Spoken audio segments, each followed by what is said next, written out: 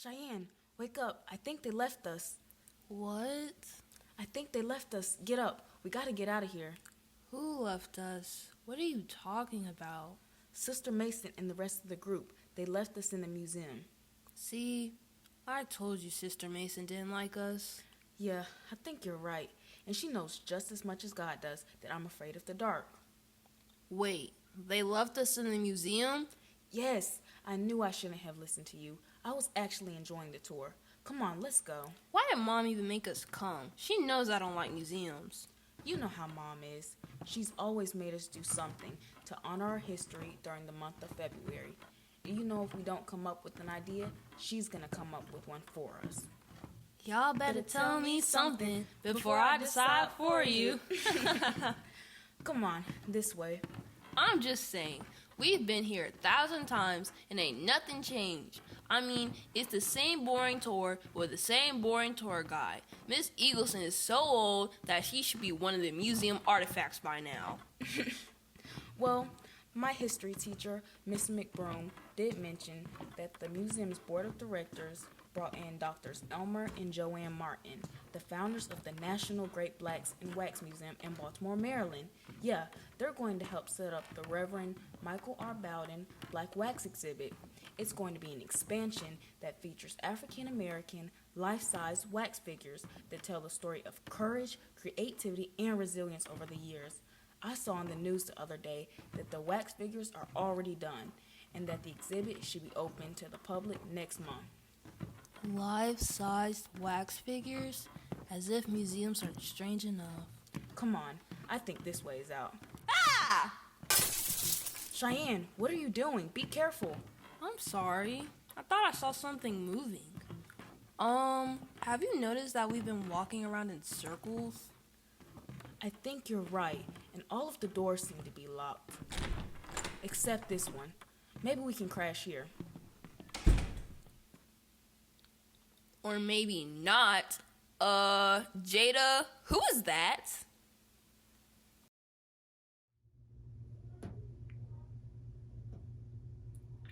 I was born in Framingham, Massachusetts in 1723 as a slave to William Brown, a deacon. I escaped sometime later and ended up working on the eastern seaboard of the Atlantic as a sailor and a whaler. As fate would have it, I would find myself in Boston, Massachusetts in March 5th, 1770, during what would then become the Boston Massacre.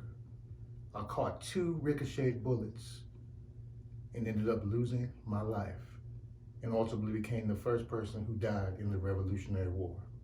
I am Crispus Attucks.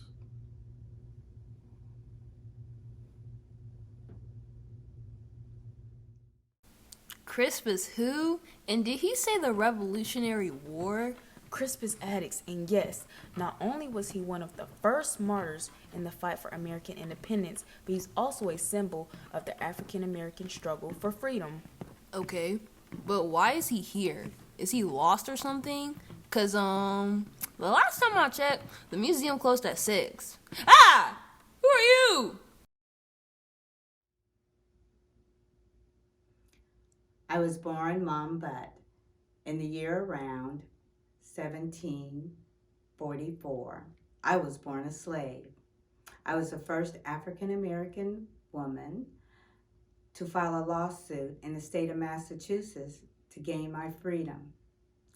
In the case called Brom and Bet versus Ashley, my former slave owner, I won my freedom in the year of 1781. At that time, I changed my name to Elizabeth Freeman. As a free woman, I worked in the home of my former attorney, Theodore Sedgwick. I was known to be a prominent healer, midwife, and nurse. I died in 1829. I am the only non-family member that is buried in the Sedgwick family plot.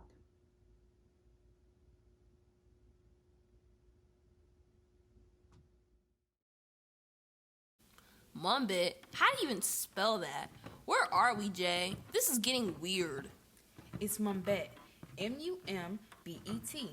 And I think we found the new Reverend Michael R. Bowden Black Wax exhibit. Okay, we weren't necessarily looking for it, or were we? I know you love African American history and all, but...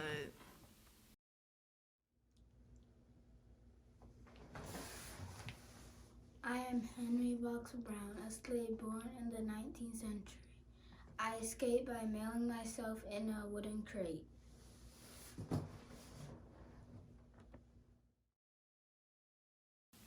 Okay, I gotta admit, that was pretty clever, but I have so many questions. How long did it take for him to be delivered?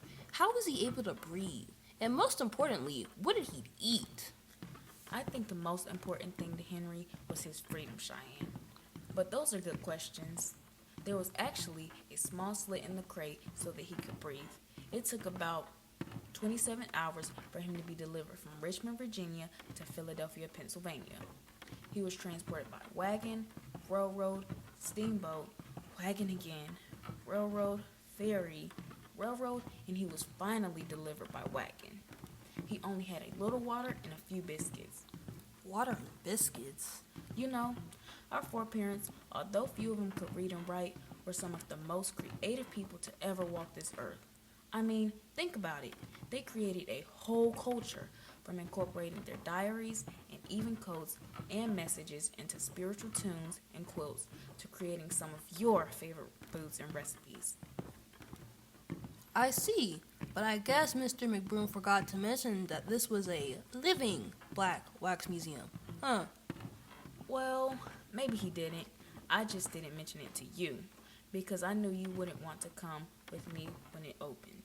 I guess I don't have a choice now. Don't worry, Cheyenne.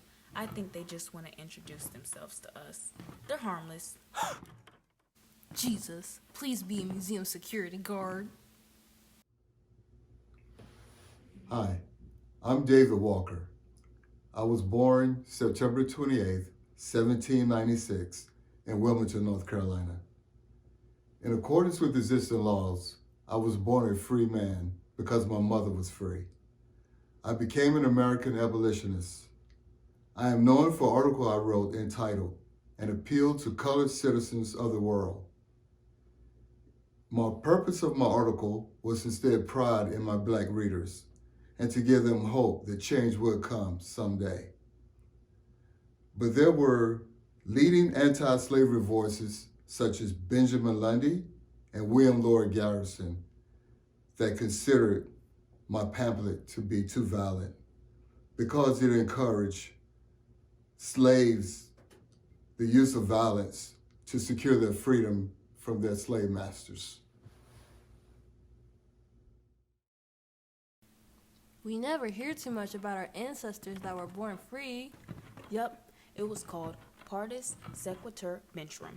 It was a legal doctrine passed in colonial Virginia in 1662 that mandated that all children would inherit the legal status of their mothers. This doctrine later spread to all 13 colonies. And for those of us that don't pay attention in history class, Cheyenne, that includes North Carolina. I pay attention in history class, thank you very much. It just makes me mad to hear these types of stories over and over. I understand, but if you look at these stories and think about the contributions they made, which helped to propel us forward, and all the jewels that they left us, I promise you, the anger that you feel will shift into a sense of pride and gratefulness. I guess you're right. I never thought of it that way.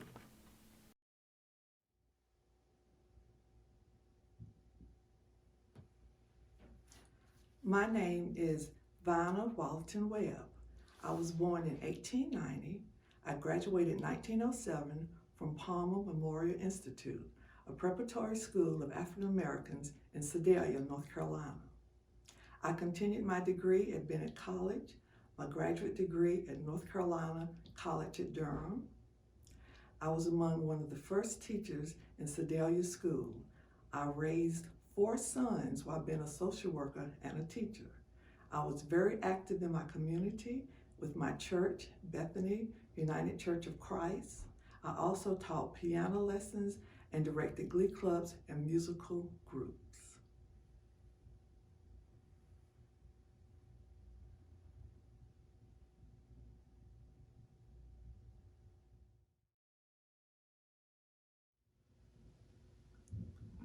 My name is Garrett Morgan. I was born March 4, 1877. I am the son of a farmer slave, and I invented the traffic signal.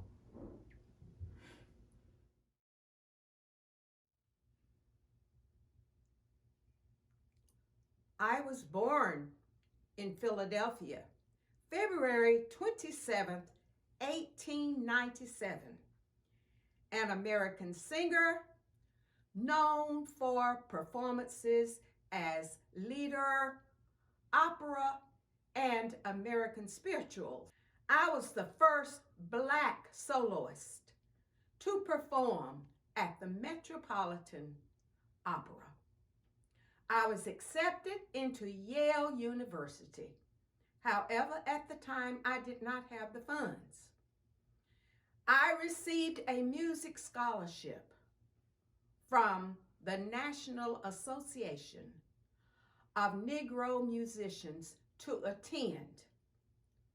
I toured many Scandinavian countries, 30 concerts.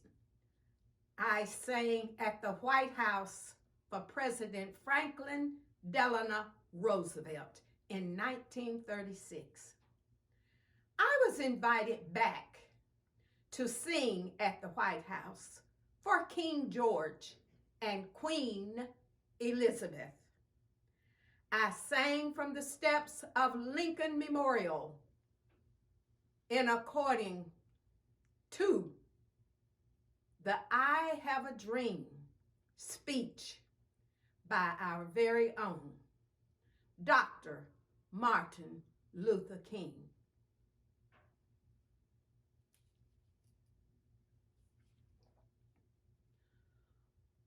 Ave Maria,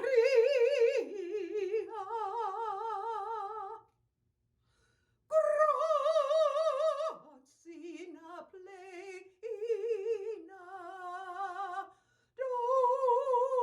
Dominus tecum, benedictatum in mulieribus et benedictus fructus ventris tui,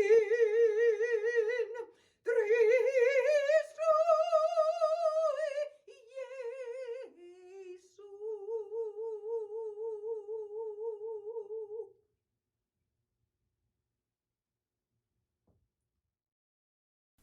So you see, it's not all bad.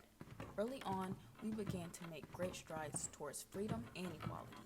Through every song, invention, and lesson taught, we began to find ourselves on platforms that our ancestors could only pray about. That's not to say that there still wasn't more work to do.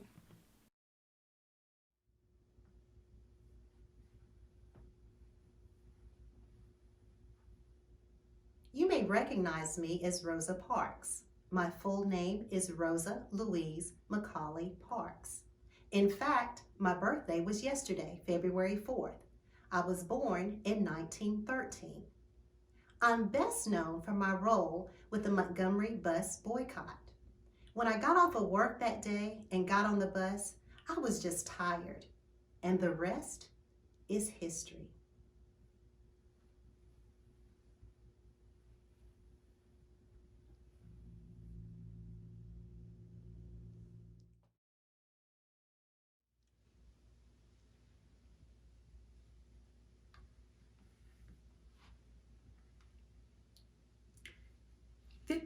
Years ago, I was offered a movie entitled Sounder. It was the first major movie that I would have done in my career. I went on to lead a successful acting career on stage and film, with such credits including Roots, the autobiography of Miss Jane Pittman, and more recently, The Help, just to name a few. In 1977, I was inducted into the Black Filmmakers Hall of Fame. And in 2016, I was honored with the Presidential Medal of Freedom by President Barack Obama. I've always said I am led by divine guidance. It's when I go against it that I get myself in trouble. I want to thank all of you who have supported me all these years. I could not be here if it weren't for you. Thank you for this incredible award. Mama, I know you didn't want me to do this, but I did. And here it is. I was born on December 19th, 1924 in New York City. I am Cicely Tyson.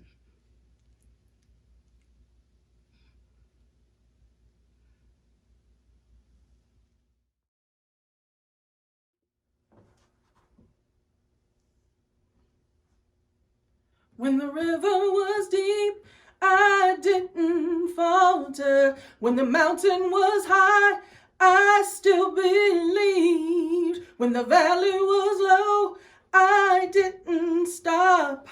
I knew you were waiting. I knew you were waiting for me. I am Aretha Louise Franklin, also known as the Queen of Soul. I was born March 25th of 1942 in a two-room house in Memphis, Tennessee. I was the second of 4 children born to Barbara and C.L. Franklin. Shortly after, we relocated to Detroit, and my parents became separated. I was raised in the house by my father and my grandmother. I visit my mother during the summers. But when I was 7 years old, my mother grew sick and she passed away. Her love and her teaching stayed with me throughout my life. I am an American singer, songwriter, and pianist. I sung at a church at an early age, and I learned how to play the piano by ear. In my preteens, I began touring with the gospel circuit and worked under the direction of James Cleveland. I had the great honor of being amongst many wonderful singers and musicians, one of which was Mahalia Jackson, who helped me to work on my vocals and my stage presence. At 14, I released my first album, Songs of Faith. But my career came to a halt when I had my first child, and then I had a second child 2 years after that. I was married twice, and my relationships weren't all that good, but it inspired me in my music. And a lot of the songs I sung was about my life experiences. I was offered a contract by Columbia Records by way of John Hammond, which led to many kinds of hits, such as Since You've Been Gone, Think, Respect, The House That Jack Built, and Chain of Fools. Those were the days. Chain, chain, chain. Chain, chain, chain. Chain, chain, chain. Chain of fools. For 5 long years, I thought you were my man. But I found out, yes I did, I was a link in your chain. You got me where you want me. I ain't nothing but a fool.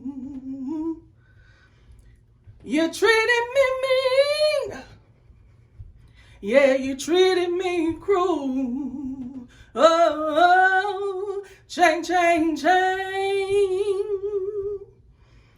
Chain of fools. I had 10 hits on the charts from 1967 to 1968. I ventured into all kinds of music: gospel, blues, jazz, rock, and pop. In the late 60s, I was told that I was the biggest international recording star in all of pop. I became very involved, along with my father, in the civil rights movement. I often would go with Martin Luther King to sing at events. I was told I was the black symbol for the Black America. They said I reflected the increased confidence and pride of the African American people. I once said that we all require and want respect, man or woman, black or white. It's our basic human right. In 1968, the mayor of Detroit declared February 16th the Aretha Franklin Day. Can you believe it? I have a day. What a blessing. Rolling Stones put me in their magazine as one of the greatest singers of all time. I received 18 Grammys, 2 honorary Grammys. I had a total of 20 #1 hits on the billboards for R&B charts. Amazing Grace, to this day, remains the best-selling live gospel album of all times. And I became the first female artist to be inducted in the Rock and Roll Hall of Fame in 1987. But one of my greatest prides is that in 2009, I was invited to sing at the inauguration for the first African American president, Barack Obama. My last day on this earth was August 16th of 2018. And I have to say that through all the ups and downs in my life, God was always with me. I am grateful for the journey and the opportunities He blessed me with. Someone once asked me, if I was not a singer, what would I have been? And I told them a ballerina or an executive secretary. I believe I've been good at all of that.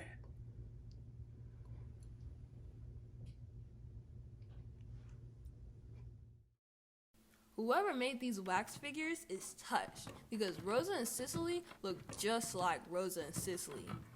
Oh yeah, did Mama ever tell you about her Aretha Franklin story?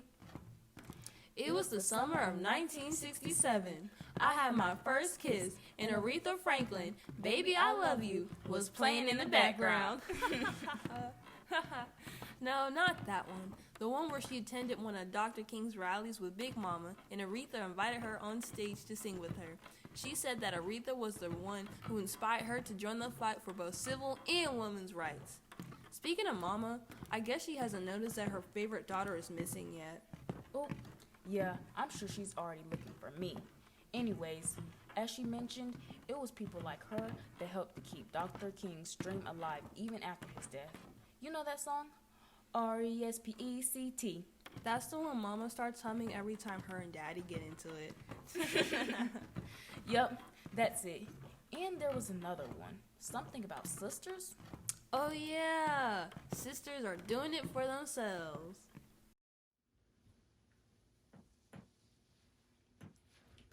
I was born January the 29th, 1954, in a small rural town in Mississippi. As a troubled adolescent in a farming community where I was sexually abused by family members and friends of my mother.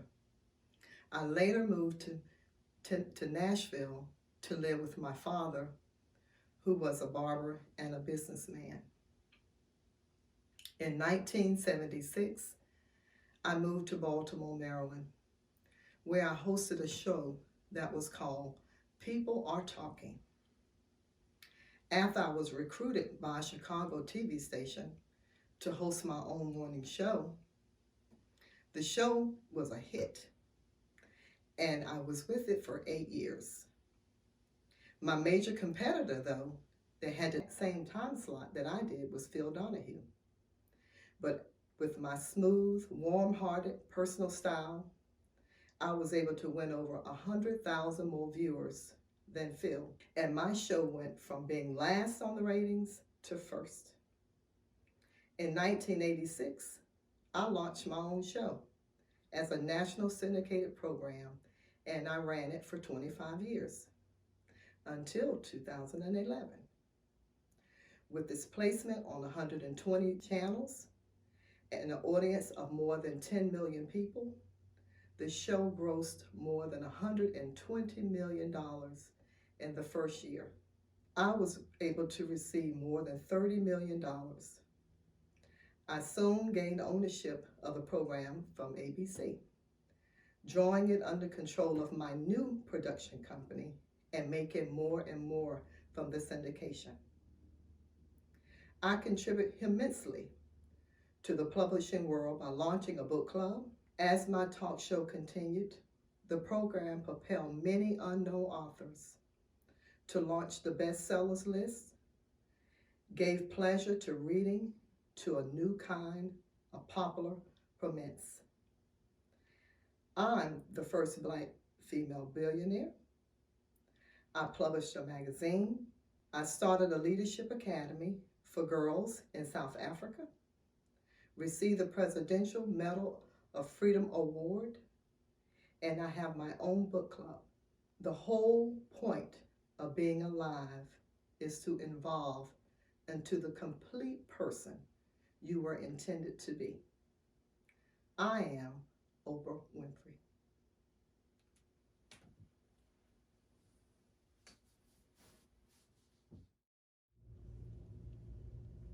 I am Serena Jamaica Williams. I was born on September 26, 1981. I have won 23 Grand Slam singles titles, the most to be won by any player in the Open era and the second most of all time.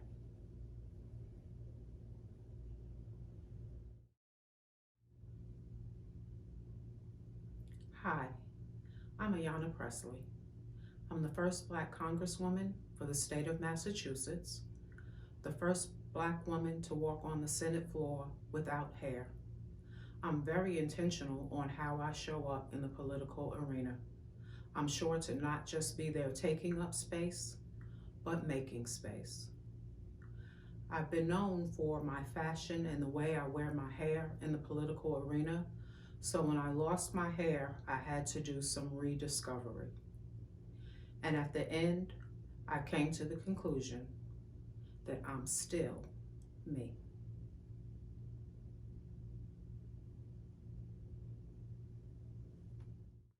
Okay, I get it. Serena's the GOAT, but all three of these ladies have the courage to not only break down racial barriers, but also excel in male-dominated industries. Exactly. The same courage as Crispus Attucks, Mumbet, and all the others. Look, over here.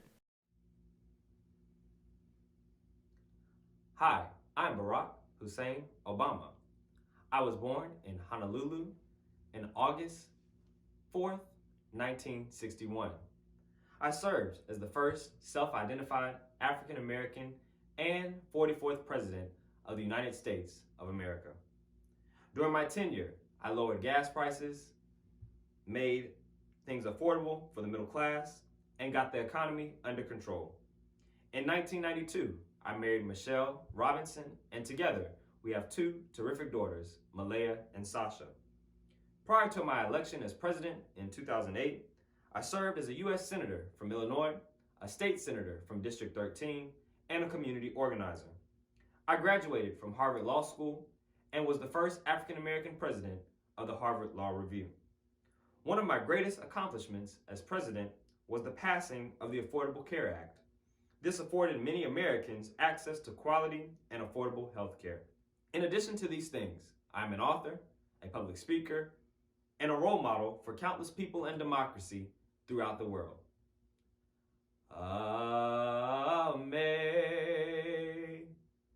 Amazing grace, how sweet the sound that saved a wretch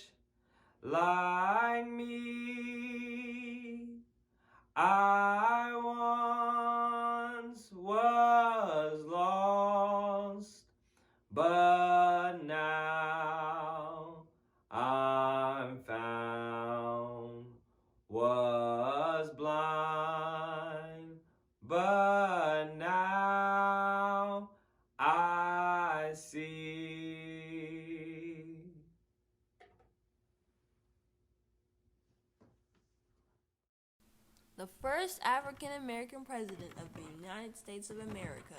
Now that's special. I remember when Big Mama used to tell us stories of the civil rights movement.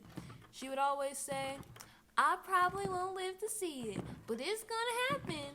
Glory! It's just like you said, Jada. Every one of these figures and countless others played a major role in the swearing in of President Barack Obama. That's right, but there's still some road left to travel. We have to continue to seek the truth of our past and use it as motivation to press forward. Wait, is that who I think it is? Yup, now I know you were checked out. I guess you didn't hear me when I said that they were setting up the Reverend Michael R. Bowden Black Wax exhibit.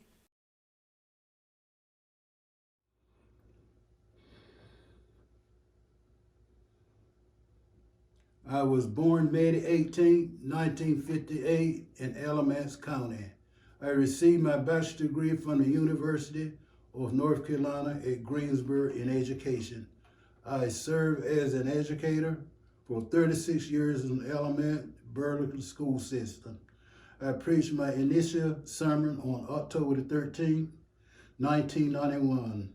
I went on to serve at a number of churches in North Carolina. My post-story assignment was at Untitled Chapter AME Church. My favorite scripture was Psalm 34. I will bless the Lord at all times. His praise shall continue to be in my mouth. My soul shall make her boast in the Lord and humble, therefore, and be glad. Oh, magnify the Lord with me, and let us exalt his name together. I am Reverend Michael R. Bowden.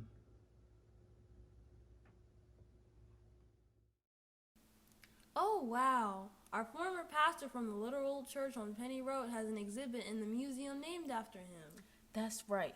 His contributions in the field of education and the legacy that he left behind at Turner's Chapel and Me Church will never be forgotten. You know, Jada, if you hadn't listened to me, you wouldn't have gotten a sneak peek at the new exhibit and gotten over your fear of the dark. Thank you, Mr. Security Guard. I'm gonna get these girls real good. Jada, Cheyenne, are y'all in there? Come on out of there. Come out right now. Right, and I also wouldn't be in trouble right now. You think I done told too much of Mama's business to these wax figures? I hope they don't tell it. I hope not either.